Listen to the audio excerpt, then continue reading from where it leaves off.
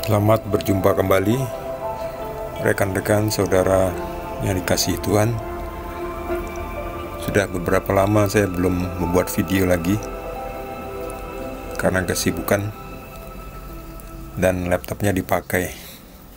Tapi kali ini saya sudah bisa kembali membuat video untuk satu perikop Alkitab kali ini dengan judul Yesus ditolak di Nazaret, dari Injil Matius bab 13 ayat 53 sampai 58.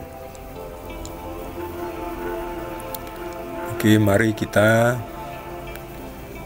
baca bersama-sama.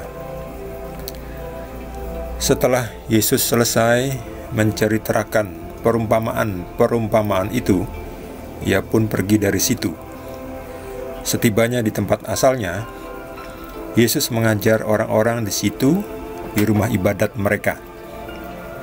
Maka takjublah mereka dan berkata, "Dari mana diperolehnya hikmat itu dan kuasa untuk mengadakan mujizat-mujizat itu? Bukankah ia ini anak tukang kayu? Bukankah ibunya bernama Maria dan saudara-saudaranya Yakobus, Yusuf, Simon, dan Yudas? Dan bukankah saudara-saudaranya perempuan semuanya ada bersama kita? Jadi dari mana diperolehnya semuanya itu?" Lalu mereka kecewa dan menolak Dia. Maka Yesus berkata kepada mereka, "Seorang nabi dihormati di mana-mana kecuali di tempat asalnya sendiri dan di rumahnya." Dan karena ketidakpercayaan mereka, tidak banyak mujizat diadakannya di situ. Demikianlah sabda Tuhan. Karena ketidakpercayaan mereka, tidak banyak mukjizat diadakannya di situ. Itu berarti untuk kita mengalami mukjizat Tuhan, kita harus percaya kepada Yesus, bahwa Yesus sanggup melakukan mukjizat itu di dalam hidup kita, dan kita berserah kepada Yesus, percaya kepada Yesus bahwa Yesus akan melakukan mukjizatnya sesuai dengan kehendaknya. Kembali lagi, mukjizat itu bukan seperti yang kita pikirkan. Mukjizat sesuai dengan kehendaknya, kehendak Bapa, kehendak Yesus.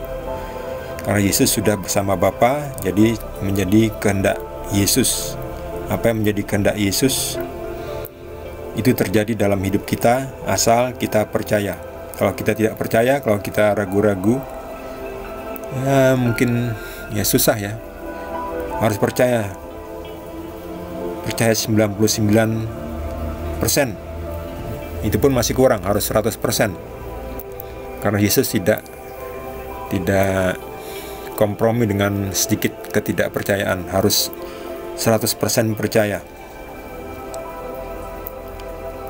Di sini Yesus ditolak oleh keluarganya, di kampungnya, di kotanya, di dusunnya, di desanya ditolak.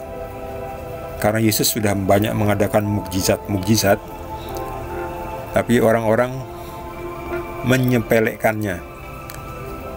Dia ini kan anaknya tukang kayu, kok bisa mengadakan mukjizat itu?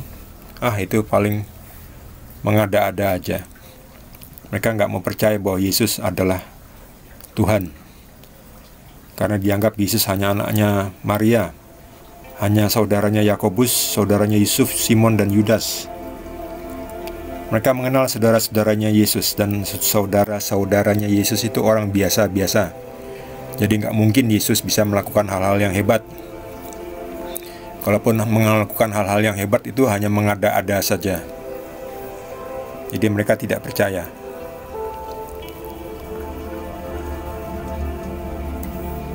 Persis seperti yang dibilang oleh Yesus Seorang nabi dihormati di mana-mana kecuali di tempat asalnya sendiri dan di rumahnya.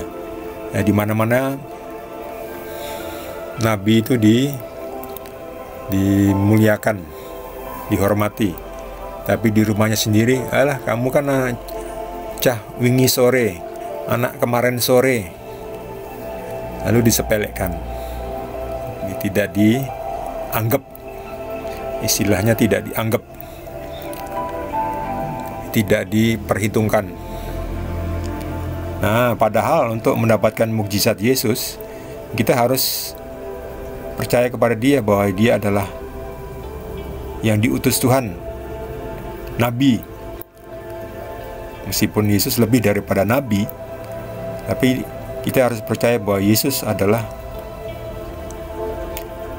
Tuhan yang mampu.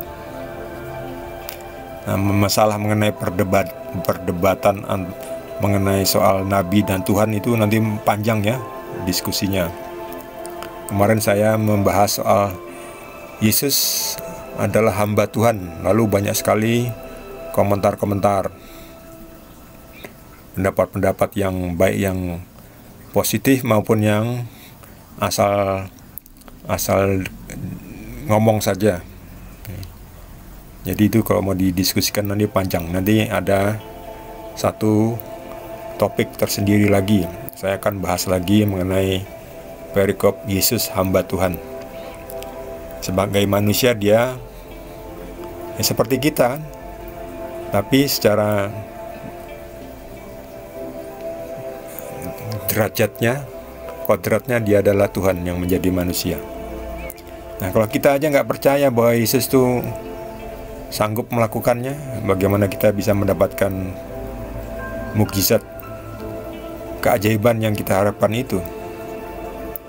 Jadi kita harus pertama percaya, kedua melakukan apa yang disuruh oleh Tuhan Yesus.